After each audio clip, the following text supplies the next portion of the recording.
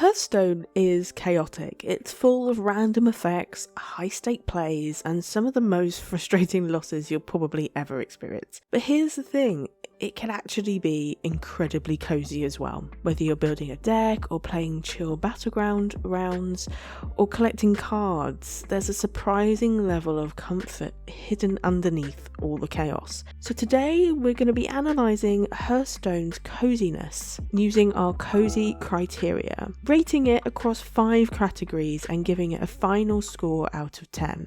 Hearthstone will be scored so that it can be placed on our cozy tier list, and at the end of the year we'll see which games reign the supreme cozy champions. So before we get into it, a very quick intro into Hearthstone. For those unfamiliar, Hearthstone is a digital collectible card game from Blizzard based on the Warcraft universe. It launched in 2014, so is over 10 years old now, and has since evolved into multiple game modes, from standard rank play to more casual experiences like battlegrounds or solo adventures. But what makes these features cozy? Well, the answer generally depends on how you play because of the variety of game modes.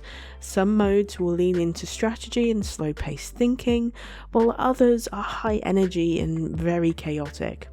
So we're going to break it down across the 5 cozy criteria elements: sense of agency, meaningful progression, atmosphere, player connection, and replayability. First up is sense of agency or control. Hearthstone scores a 2 out of 2 on this, and here's why. In cozy games, players should feel in control of their experiences, and Hearthstone excels in this regard, because it offers a variety of ways for players to shape their own journey and their own experiences. Whether you're constructing a deck that perfectly matches your playstyle, or experiment with creative synergies, or hopping between game modes, Hearthstone allows players to tailor their experience to their preferences. A big part of this is the deck building element. Let's face it, there are tons of cards to choose from. The ability to craft and fine-tune a deck means that every match can feel like a reflection of your creativity. Choosing specific cards that synergize well together adds that deep strategic element that allows you to feel in control of your experience. Through executing satisfying combos or developing unique playstyles, for those who enjoy crafting their own experience, the level of customization with the amount of cards on offer really enhances that feeling of control and engagement. I do have to say though, I would say that ranked play in particular is limited when it comes to creativity because there is normally a set meta nowadays. So I think that's why it depends on what mode you play, because if you want a unique experience and places to experiment with, other game modes might be a little bit better. But the fact there is multiple game modes gives you that sense of agency. You can decide which part of Hearthstone you generally like. You can play all modes or just some of them. Battlegrounds in particular offers a fresh take on sense of control with its auto battler format. It can be cozy because effectively you can sit back for a little bit and relax, I guess, in that mode. Overall, Hearthstone provides an impressive sense of agency, allowing players to engage with the game in a way that suits their mood and playstyle. Whether you're a casual player trying to enjoy stress-free games, or a strategist that wants to fine-tune a deck for peak performance, Hearthstone ensures that there's an experience for everybody. And that's why I think it gets a 2 out of 2 for that sense of control.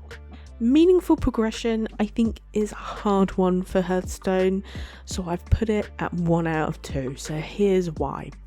Cozy games need to reward you in a satisfying way, whether you're unlocking new content or striving for personal growth. And Hearthstone does this a little bit. So Hearthstone has a structured progression system. It has daily and weekly quests, things that you can aim towards or do. There's also ranked play, as I've mentioned already, that allows you to progress to increase your score and your ranking against other people. There could even be a meaningful progression in card collecting. I mean, some people just like collecting cards. I mean, that can feel satisfying in itself. I think solo adventures actually have the clearest sense of progression because there's an endpoint to it. You're beating the final boss, but in the other modes, which rely on PvP, it doesn't generally feel necessarily that you've got much meaningful progression apart from increasing your rank score.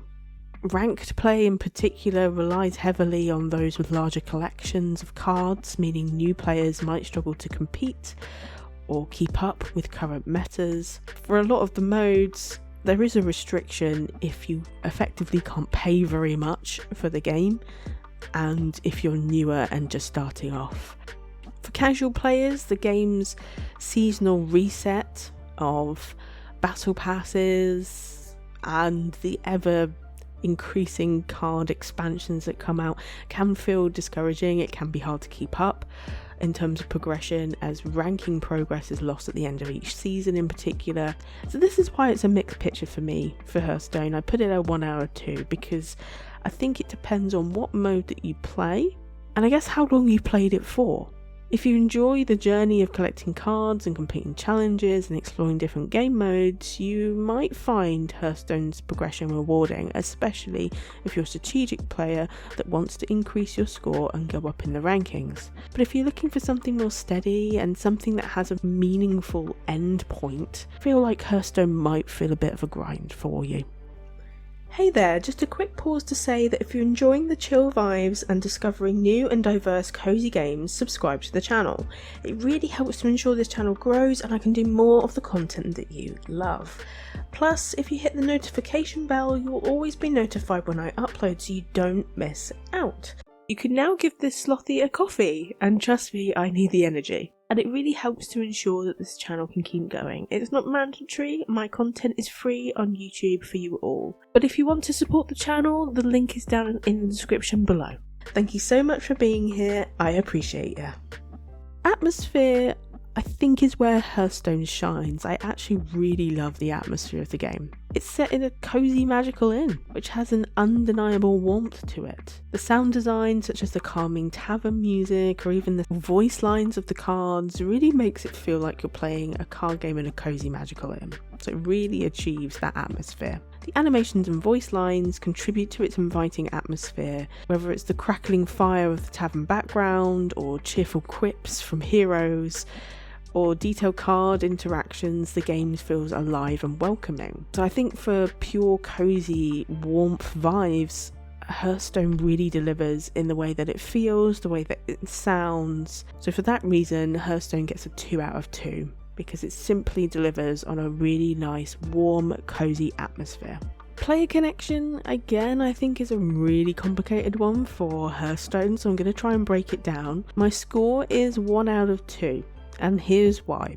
Cozy games should foster a sense of connection. Whether this is through world building or atmosphere, it should feel like you connect to the game and you just want to keep playing it. Hearthstone offers various ways to engage players, but the player connection comes from the lore. So if you're a fan of World of Warcraft, I think you will feel more connected to the experience because you know the characters, you know the world that you're in, you can kind of almost see it.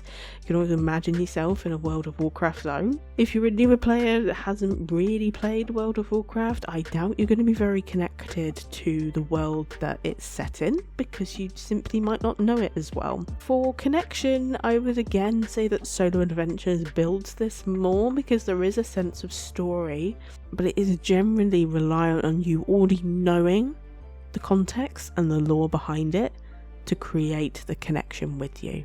So for that reason, I put it at a 1 out of 2. Replayability. Hearthstone gets a 2 out of 2 for this one, because it is by definition infinitely replayable. There is multiple modes, frequent expansions and evolving strategies, so there's always something new to try. Whether you want to play standard or wild formats to keep deck building fresh, or jump into battlegrounds to look at new heroes or mechanics that are updated regularly, it really adds a longevity to the game because there's so much on offer. In standard mode, there's regular shifts with card rotations and balance changes, which ensures that metas do change. And wild mode also allows players to experiment with full breadth of Hearthstone's card library, creating endless possibilities for creative deck building. Battlegrounds, Hearthstone's auto battler mode, really enhances replayability of Hearthstone as there's different heroes, minion types, evolving strategies, and no two matches are the exact same. The introduction of temporary events and seasonal updates to the game keep things fresh and offer new mechanics and rewards to encourage players to return and keep playing. Again, the customization of your build and your deck allow you to refine decks over time. It becomes a really rewarding experience of replaying your deck over and over again to actually see if it works and fine-tune it as you go. There's new things to discover all the time, and that really helps it avoid feeling stale. Hearthstone never truly feels old, even though it is quite old now, and that really solidifies its 2 out of 2 score in this category. So there you have it, the final score for Hearthstone is 8 out of 10, popping it in our certified cozy category. So is Hearthstone really that cozy? Well, I would say it's fairly cozy. It has competitive edges, but it has a lot of charming visuals, endless replayability, and a variety of experiences and game modes that can make it a surprisingly cozy option if you approach it in the right way. Ultimately, cozy games is a very unique individual experience. Everybody's going to have different opinions on what's cozy based on what they enjoy. Hearthstone's strength is its diversity, and that makes it a well-placed game to appeal to lots of different types of players. There'll be people that find coziness in strategic, competitive play, and those that just want to get creative and do something different and see what happens. So what do you think? Does Hearthstone feel cozy to you? Is there anything that I've missed that you think should be mentioned here? And don't forget to like and subscribe for more cozy gaming content and analysis like this. And I hope you have a great relaxing rest of your day. Take care.